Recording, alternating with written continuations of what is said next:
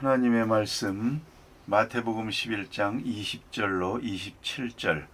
예수께서 권능을 가장 많이 행하신 고을들이 회개하지 아니하므로 그때에 책망하시되 화 있을진저 고라시나 화 있을진저 벳세다야, 너희에게 행한 모든 권능을 두로와 시돈에서 행하였더라면 그들이 벌써 베옷을 입고 제에 앉아 회개하였으리라. 내가 너희에게 이르노니 심판날에 두로와 시돈이 너희보다 견디기 쉬우리라. 가버나움아, 내가 하늘에까지 높아지겠느냐? 음부에까지 낮아지리라. 내게 행한 모든 권능을 소돔에서 행하였더라면 그 성이 오늘까지 있었으리라. 내가 너희에게 이르노니 심판날에 소돔 땅이 너보다 견디기 쉬우리라 하시니라. 그때에 예수께서 대답하여 이르시되 천지의 주제이신 아버지여, 이것을 지혜롭고 슬기 있는 자들에게는 숨기시고 어린아이들에게는 나타내심을 감사하나이다. 옳소이다. 이렇게 된 것이 아버지의 뜻이니이다. 내 아버지께서 모든 것을 내게 주셨으니 아버지 외에는 아들을 아는 자가 없고 아들과 또 아들의 소원대로 계시를 받은 자 외에는 아버지를 아는 자가 없느니라. 아멘. 오늘 주신 말씀은 예수님 복음사역에 있어서 대단히 중요한 말씀이요, 또 중요한 본문이라고 생각합니다. 여러분 아시는 대로 예수님이 이 세상에 오셔서 크게 세 가지 일을 하셨습니다. 하나는 복음을 전하셨습니다. 말씀을 열심히 전하고 그리고 방방곡곡에서 진리를 가르쳤습니다. 그러면 그 가르친 목적이 뭐냐? 또 그 다음엔 이적을 행하셨습니다. 병자를 고치는 일, 봉사하는 일을 하셨습니다. 희한한 능력을 다 나타내셨습니다. 어쩌면 예수님께서는 그 눈으로 보신 환자 한 사람도 거저 돌려보내지 않은 것 같습니다. 예수님 앞에 나와서 병 고쳐달라고 말하는 사람도 고치고 말하지 못하는 사람도 고치고, 예수님께서는 모든 사람들 다 병을 고치시고 특별히 귀신을 쫓는 일, 이런 능력을 행하셨고 죽은 자를 살리기도 하고, 어쨌든 예수님께서는 많은 능력을 행하셔서 주님의 능력을 그들에게 보여주었습니다. 세 번째로 한 일은 예수님께서 십자가에 돌아가신 사건입니다. 그것이 바로 결정적인 것입니다. 이렇게 함으로써 만백성의 죄를 사하시고 하나님께서 우리에게 향한 영원한 구원의 증거를 나타내셨습니다. 자, 이제 모든 일, 이 세 가지 일의 궁극 목적은 뭐냐? 주의 사람들이 회개하고 돌아오는 것입니다. 회개하게 하기 위해서 이루어진 일입니다. 말씀도 주 앞으로 돌아오게 하기 위한 것이요, 이적도 회개하게 하기 위한 것입니다. 여기서 우리는 본문의 귀한 말씀을 보게 됩니다. 예수님께서 이적을 행하셨습니다.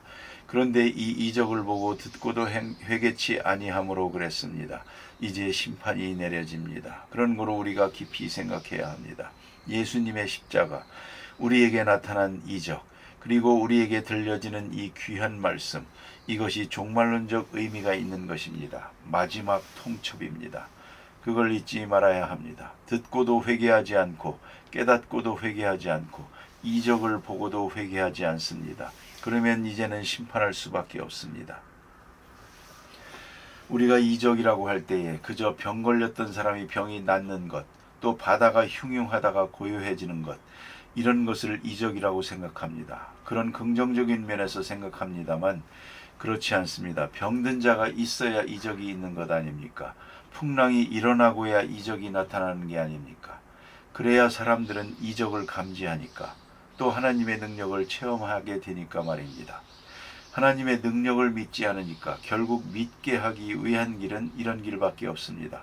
하나님의 능력이 함께 한다고 하는 것을 우리가 끝까지 부정함으로 환난과 고통과 질병과 역경이 따릅니다. 그것이 이적이요. 그리고 그 다음에 아주 어려운 고난을 당할 때 그를 면하게 해주시고, 아주 깊은 병에 걸렸다가 또 낫게 해주십니다. 그럴 때 가서야 주님의 이적을 깨닫습니다. 여러분, 건강할 때는 건강한 생활이 얼마나 소중한 일이라는 걸 잘 모릅니다. 하나님이 늘 함께 하셔서 건강하다, 그거 생각 잘 못합니다. 하다못해 병들어서 고생을 해야 이거 참 굉장히 힘들구만 생각을 합니다. 그래서 사람이라는 게 아무것도 아니구나. 그래, 이 한 끼의 식사 잘못했다고 해서 사람이 죽는구나. 그간 내 많은 실수도 했고 위생을 잘못 지켜왔는데 오늘까지 건강한 것, 그 자체가 기적이었다는 것을 알게 됩니다. 다시 말하면 평범한 생활 속에 주시는 하나님의 은혜가 얼마나 크다는 것을 깨닫게 됩니다. 그리고 또 하나님께서 낫게 해주실 때 더더욱 감사합니다. 그러니까 병들어서 하나님의 능력을 깨닫고 병이 나아서 하나님의 능력을 깨닫습니다. 그러니까 긍정적으로 보나 부정적으로 보나 이 모든 일련의 사건은 그 초점이 많은 사람들이 회개하고 돌아오게 하기 위한 것입니다. 그래서 이적은 있는 것입니다.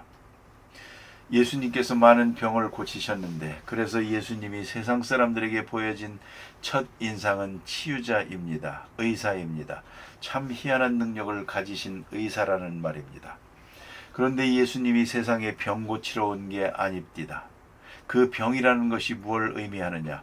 회개하게 하기 위한 것입니다. 회개하게 하기 위해 병이 있고 회개하게 하기 위해서 치유도 있는 것입니다. 그 점을 깊이 생각해야 합니다. 그래서 우리가 병들 때 진실한 기도를 하고 다시 나을 때 하나님 앞에 가까이 가고 감사하고 한 번 더 병들고 나면 한 단 더 높이 하나님 앞에 가까이 가야 하겠다 하는 말씀입니다. 그런데 병들었다 낫고 또 다른 병들었다 낫고 이런 많은 경험을 하면서도 점점 더 신령해지지 않고 거룩해지지 않고 깨끗해지지도 않고 하나님께로부터 점점 더 멀리 가는 것입니다. 그와는 아무 상관도 없이 계속 멀리 떨어지는 것입니다. 그러면 어떻게 되겠습니까? 오늘 본문의 말씀대로 회개치 아니함으로 그랬습니다. 심판해 버리십니다.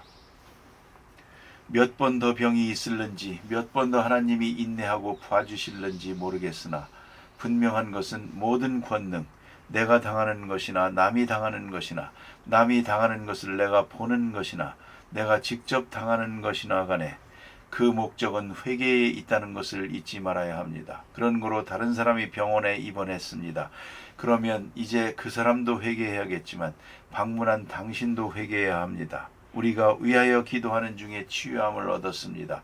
그러면 그 소식을 듣는 모든 사람도 다시 한번 진실을 묻고 다시 한번 회개해야 됩니다. 모든 권능은 그 목적이 회개에 있다는 것을 잊지 말아야 합니다. 그래서 잘못된 것으로부터 떠나게 해야 합니다.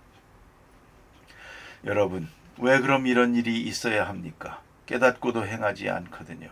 또 어떤 때는 깨달음이 부족하거든요. 그런데 듣고 깨닫고 보고 깨달으면 좋으련만 아니요. 미련한 사람은 언제나 꼭 얻어맞고야 깨닫습니다. 자기가 꼭 당하고야 깨닫습니다. 내 눈으로 보고 내가 당하고야 알지 다른 사람 가지고는 모릅니다. 그건 효과가 없습니다. 그런 거로 우리는 생각해야 합니다. 우리 주변에 있는 모든 일들, 깜짝 놀랄 만한 일들, 이거 다 하나님의 손길이요 하나님의 권능이요 우리에게 회개를 재촉하는 하나님의 말씀이라는 것을 잊지 말아야 합니다. 그런데 이제 몇 번 더 있을는지 모르겠습니다. 말씀으로 들려주시고 사건으로 보여주시고 사건으로 만나게 해주시고 또 치유해 주시고 병들게도 해주시고 고쳐주시기도 하고 실패하게도 하고 성공하게도 하고 죽을 뻔하게도 하고 이런 모든 사건들 다 그 목적이 회개를 재촉하는 것이라는 걸 잊지 말아야 합니다. 그런데 이것은 한계가 있습니다. 오늘 본문 말씀에 많은 능력을 베푼 고울이 예수님이 오셔서 역사했다는 것은 종말론적 의미가 있는 것입니다. 그런데 예수님을 만나고도 그 희한한 능력을 보고도 가령 문둥병 환자가 예수님을 보고 깨끗함을 받았습니다. 이 깨끗한 사람, 깨끗한 이 사람이 말입니다. 회개하지 않으면 어떻게 되겠습니까? 10문둥이가 예수님을 만났습니다. 예수님께서 10사람을 다 고쳐주었습니다. 그러나 한 사람만 돌아와서 주님께 살해했습니다. 나머지 9은 없었습니다. 예수님 말씀하십니다. 그 9은 어디 갔느냐? 이 능력을 체험하고도 어디로 갔느냐? 글쎄 집으로만 갔으면 다행인데 술집으로 갔을까 걱정입니다. 그 희한한 능력을 체험하고 이 사람이 지금 어디 갔느냐는 것입니다. 무엇을 할 것 같으냐는 것입니다. 결국은 예수를 믿어야 합니다. 그 심령이 돌아와야 되고 회개해야 되는 것입니다. 자, 모든 능력이 회개에 초점을 맞추고 있는데 회개하지 않더라는 겁니다. 오늘 여기 주신 말씀, 이 많은 능력을 보고도 회개치 아니함으로 책망하십니다. 이 책망은 거룩한 진노입니다. 거룩한 진노 속에 심판이 있습니다. 여기 보니 고라시나 벳세다야 그랬습니다. 정말로 망했습니다. 가버나움아, 예수님이 역사하시던 가버나움, 가장 많이 체험한 가버나움은 회개하지 않았습니다. 가버나움은 지금도 가보면 터만 남았습니다. 예수님이 들어가셔서 말씀하시던 회당만 앙상하게 남아 있습니다. 그렇습니다. 하나님의 말씀을 듣고 보고도, 특별히 이적을 보고도 회개하지 않을 때 주님께서 심판하시는 것을 볼 수가 있습니다. 그런 거로 오늘 우리는 예수님이 하신 말씀을 귀담아 들어야 합니다. 만일에 소돔과 고모라에 이적을 행했더라면 그 소돔과 고모라는 회개했을 것입니다. 그러면 너희는 소돔과 고모라보다도 더 완악한 사람들이라 그 말입니다. 그렇게 책망하고 계십니다. 이적을 많이 보고 많은 깨달음이 있고 그것이 바로 그만큼 더 책임이 무거워지는 것입니다. 이제 마지막 통첩을 듣고 죄를 무릅쓰고 회개하는 일이 이루어져야 합니다. 그 다음에 주신 말씀 보니까 예수님께서 대답하시기를 천지의 주제이신 아버지여, 이것을 지혜롭고 슬기 있는 자에게는 숨기시고, 지혜롭고 슬기 있다는 사람들, 소위 똑똑한 사람들, 바리새 교인들, 서기관들, 제사장들, 이 사람들 회개하지 않습니다. 능력을 보고도 회개하지 않습니다. 왜요? 지금까지 살고 있는 현재의 기득권을 버리고 싶지 않아서입니다. 그들의 기득권을 그대로 누려가고 싶기 때문에 그렇습니다. 예수 앞에 회개할 때 버려야 할 것이 많습니다. 버리지 못하겠다는 것입니다. 버리지 못함으로 예수를 영접할 수가 없었습니다. 그래서 지혜 있고 슬기로운 자들 다 숨겨졌습니다. 그들은 마음이 무거워졌습니다. 말씀을 듣지도 못하고 이적을 보지도 못하고 저렇게 완악한 가운데 있습니다. 그리고는 어린이들에게 나타나심을 감사하나이다. 천국에 들어가는 첫째 조건이 어린아이들과 같이 되는 것입니다. 어린아이가 누굽니까? 어린아이는 순진합니다. 복잡한 마음이 없습니다. 단순한 생각을 가지고 있습니다. 그런 거로 어린아이들은 예수님을 영접합니다. 어린아이의 마음으로는 예수님을 영접하는 것입니다. 복잡한 어른들의 마음이 예수를 영접할 수가 없었습니다. 순진하고 깨끗하고 단순한 마음으로 돌아가야 됩니다. 비유적인 말입니다. 어린아이와 같이 되면 예수를 알 수 있고 능력을 통해서 주님의 사랑을 체험할 수 있고 주의 손길을 받아들일 수 있는 것입니다. 그런 거로 어린아이에게 나타나심을 감사하나이다. 나타나신다 하는 말은 원문대로는 계시라는 말입니다. 아들의 소원대로 계시를 받는 자 외에는 무슨 말입니까? 여기서 우리가 깊이 신학적인 문제를 생각하게 됩니다. 말씀이 전해지고 능력이 행해졌습니다. 플러스 알파가 있어야 됩니다. 성령의 역사가 있어야 합니다. 성령이 계시하는 바가 있을 때 비로소 말씀을 들을 수 있고 이적을 받아들일 수가 있고 회개하고 주님 앞에 나올 수가 있습니다. 계시는 바로 성령입니다. 영의 역사가 함께 해야 됩니다. 영의 역사에는 차별적인 데가 있습니다. 그래서 예정론을 성령론 안에서 풀이한다 하는 결론이 나옵니다. 왜 성령의 역사를 받은 사람이 있고 못 받은 사람이 있지 않습니까? 똑같이 하나님의 말씀을 들었고 하나님의 능력을 같이 보았는데 하나는 온유 겸손하여 성령이 감동하면서 회개하고 주께로 돌아오는데 다른 하나는 여전히 돌아오지 않고 오히려 더 완악해지더라.